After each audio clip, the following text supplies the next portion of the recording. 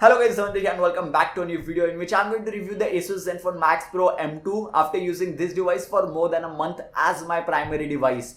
I was waiting for a month because I wanted to see whether Asus actually releases software updates to fix issues which are present in the device, and I did not want to rush my review because this is like a gold mine when it comes to smartphone features. Snapdragon 660 processor, 4GB RAM, 64GB internal storage, priced at 15,000 rupees, 5000 mAh battery, Gorilla Glass 6, dedicated micro SD card slot. This is truly a gold mine when it comes to features present in a smartphone.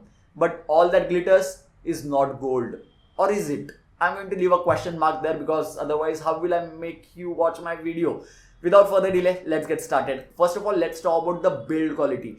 Gorilla Glass 6 present in the front is fantastic for a budget segment device, but I will recommend you to use a screen protector on this device because I did receive minor scratches on the device. I won't say that I was using the device lightly or carefully. I was quite careless with this particular device as I thought it's having Gorilla Glass 6 and scratches are present in the front. When it comes to back panel though, the device is having a lot of scratches on the back panel. Use the case which is provided in the box. The device gets plus points from me, but I will highly recommend you to use a screen protector or a case which I recommend on the Redmi Note 6 Pro or any other device in this particular price segment. Let's move to the next point and let's talk about the battery life immediately. 5000 mAh battery on this device will get you through a day no matter what you do. Like if you play PUBG for like 5-6 hours, then obviously the battery will drain completely. But if you play PUBG for let's say 2 hours and watch movies, waste some time on Instagram, search icon, even after that the device will get you through a day and will give you at least 6 hours of screen on time no matter what you do. Like let it be intensive tasks or let it be lightweight tasks, 6 hours is the minimum that you can get. I was able to get 8 hours of screen on time on few occasions, and you can expect 6 to 8 hours of screen on time depending on your usage. If you are a very light user, like you just use WhatsApp, Facebook, Twitter, Instagram and all that stuff and camera to click selfies, then this device can get you through 2 days as well with around 6 to 7 hours of screen on time. So battery life gets a huge thumbs up from me, and this is one of the best, if not the best device to buy in this price segment if battery life is your topmost priority. But then after 5000 mAh battery comes the slow charging. The device takes 3 hours to charge from 0% to 100%. 3 freaking hours to charge completely. There were so many days where I did not get the battery graph because I removed the device from charging at 60% and I did not keep it on charging once again because the battery does not drain quickly and it becomes irritating to keep the device on charging for 3 continuous hours without using it. That's not possible. But if you are planning to buy this device, then you are not a reviewer obviously. Like you don't have to worry about charging the device from 0 to 100 only or getting the device to 0 only. Then in that case I will highly recommend you to top up the device as soon as possible. Charging the device continuously and not letting the battery drain to 0% is very good for your battery's life, like battery life as well.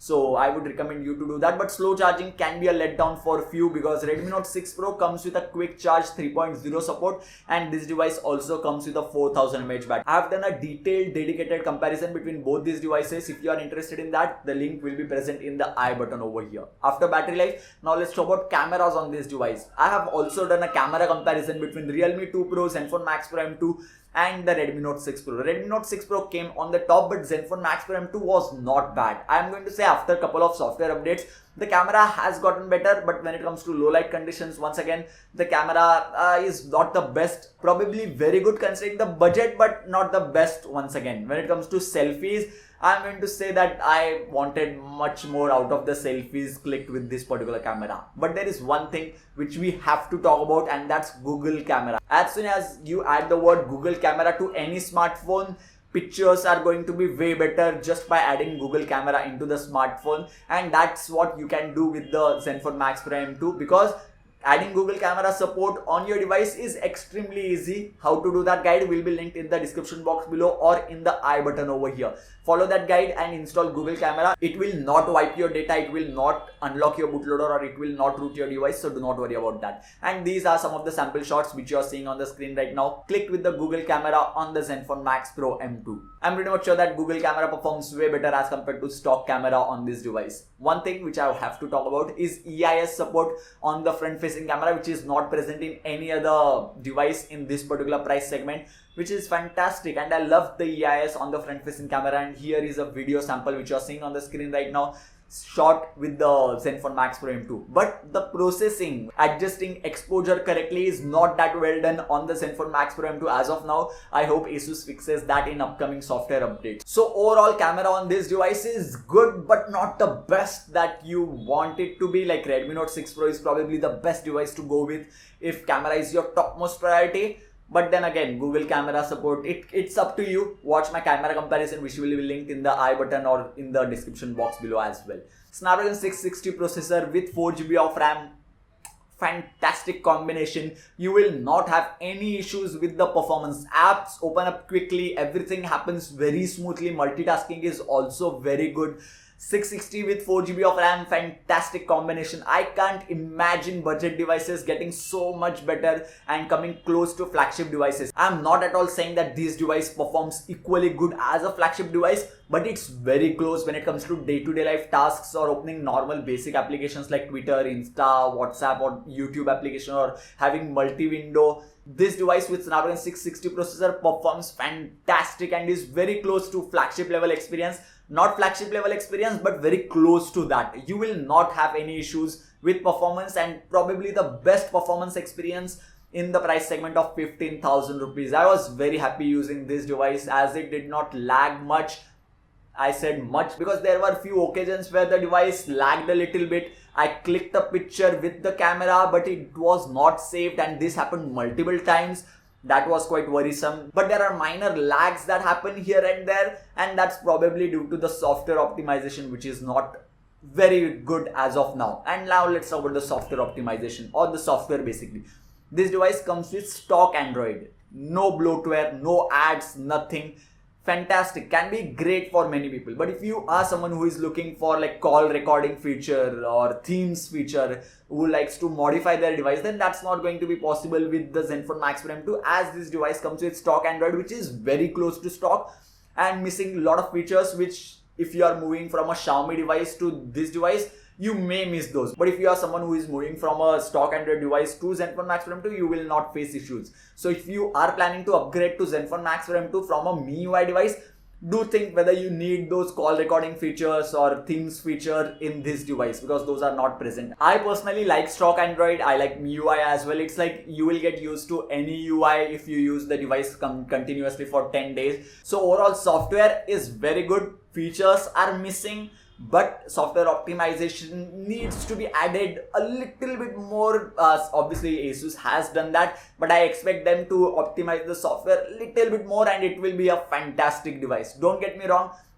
it's not like the device lags or something like that. It's just that me expecting much more out of a 15,000 rupees device, as if this device is priced at 20 or 25,000 rupees.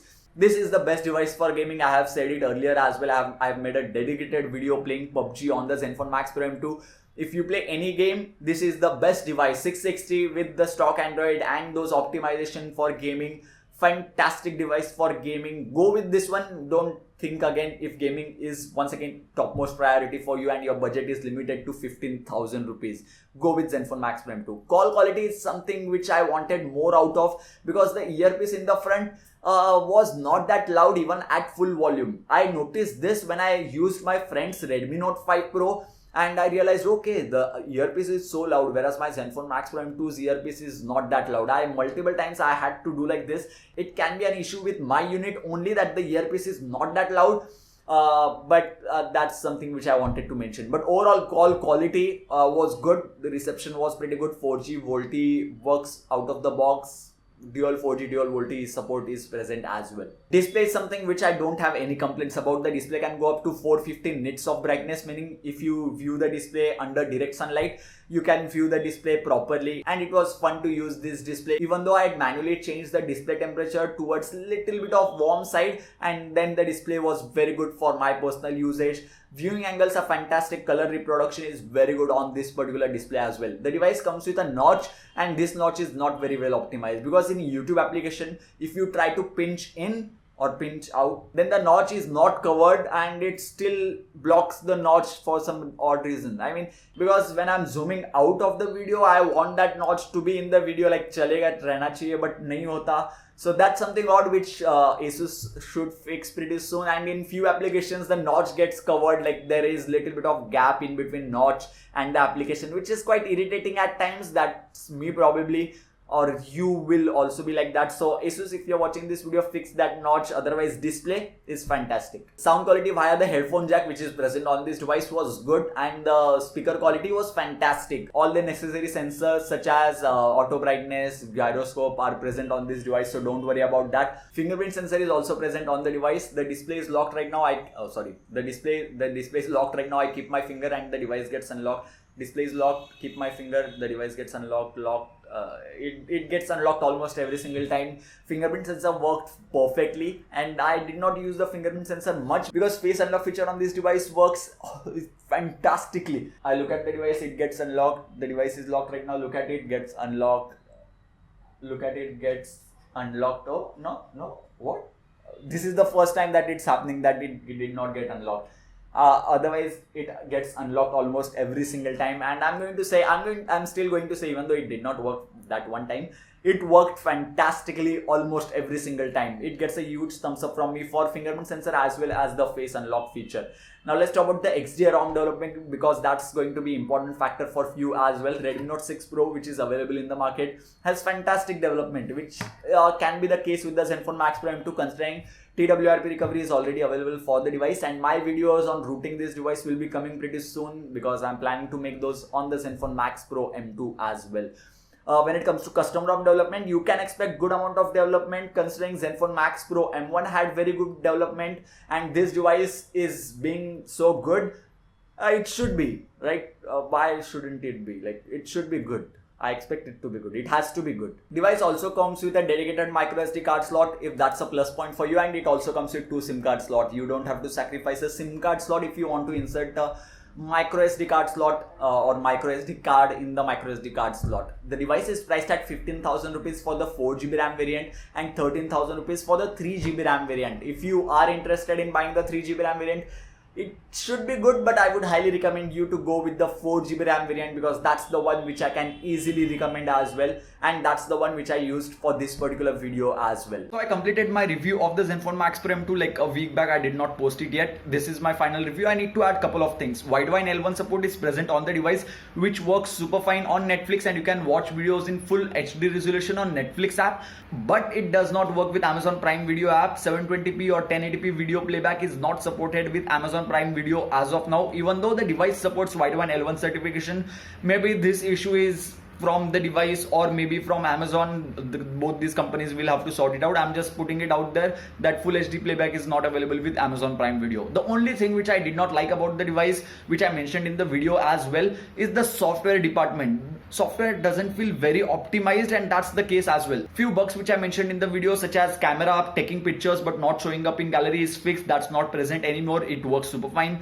But there is a new bug where recent apps are not shown. Like when you press the recent apps button, there are no apps in that, and you have to restart the device, but even after that it doesn't work.